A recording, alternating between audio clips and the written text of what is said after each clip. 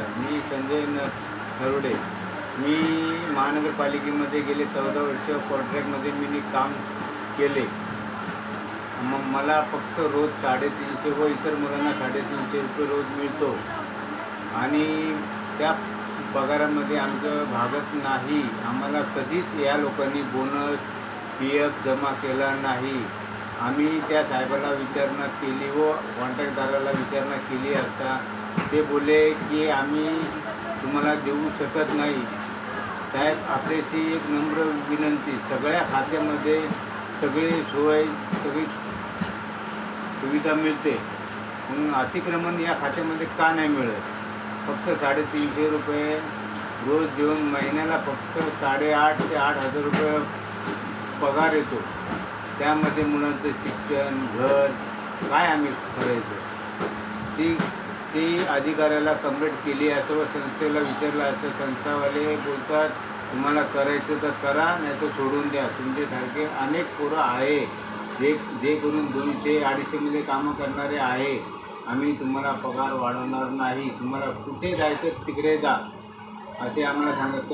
त्याकरिता मी त्या L वार्डमध्ये RTI मी टाकला. RTI असा टाकला की महानगरपालिका लेबरला किती रोज देते याचा तपशील देण्यात यावा.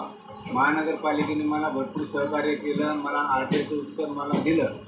त्या आधारे मी अनेकदा अशा कंप्लेंटी मी टाकल्या. कमीत कमी 13-14 कॉप्या आहेत, पण काहीच कारवाई झाली नाही. उलट संतोष बेंद्रे हा अधिकारी अतिक्रमणचा, त्यांनी संस्थेला सांगून की यांना कामावर घ्यायचं नाही. आम्हाला अक्षरशः घरी त्यांनी बसवलं. संतोष बेंद्रे हा सतत बेकायदेशीर काम करीत आहे.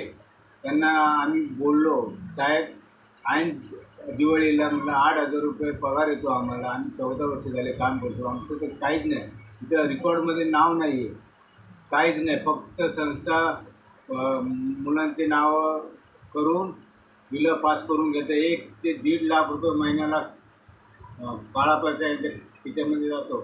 फक्त आम्हाला 8,000 8,500 पेमेंट भेटतो.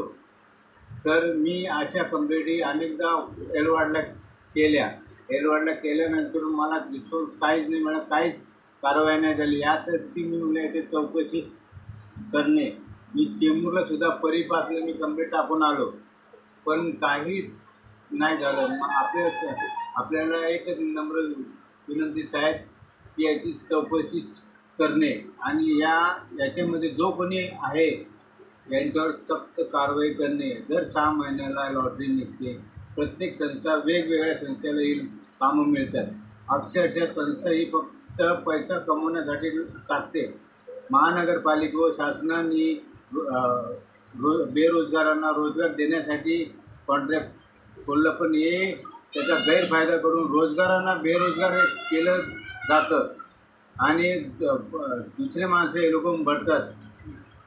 यांच्यावर सक्त कारवाई करणे आणि त्वरित हे काम थांबविणे आणि मला फक्त सहकार्य करावे ही विनंती.